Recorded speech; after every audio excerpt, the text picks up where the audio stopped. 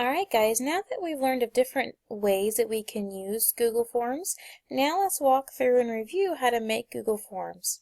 Okay, so the first step that we're going to do is we're going to go ahead and open up our Google Drive and we're going to click on the word New and we're going to choose Form. Okay, so I'm going to come up to my Drive.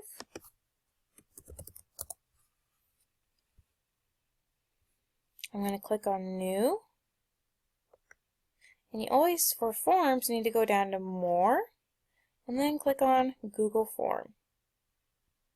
Okay, what this is going to do, this is going to open up the editable version of the form. Okay, so our second step is we're going to name our form, and we're going to choose our theme. Okay, so in my editable form here, I'm going to click up on the words Untitled Form to make a name for it. I'm going to call it Practice Form. Okay, and now you can also go ahead and change your theme by clicking on the words Change Theme. When you do that, you have a lot of different themes you can see here, okay, and you're welcome to choose one, any one that fits your form, okay, and you can also customize each theme, okay.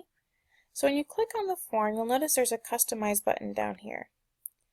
Okay, so you can choose the header image, the title, the description.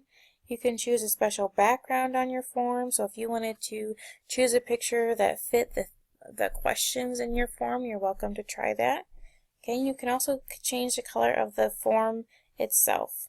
Okay, so lots of different ways that you can customize.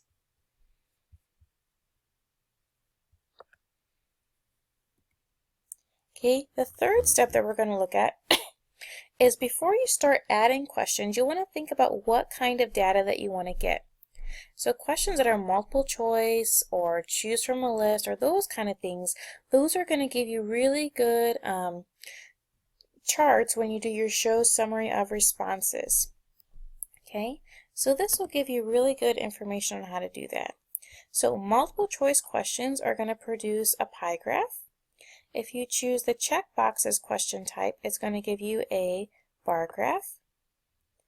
If you choose the choose from a list type question, it's also going to give you a pie graph. If you choose the scale question, it's going to give you a bar graph.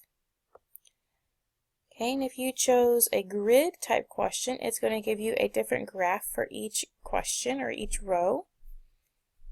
Okay, and then you can also see what the date and time questions produce.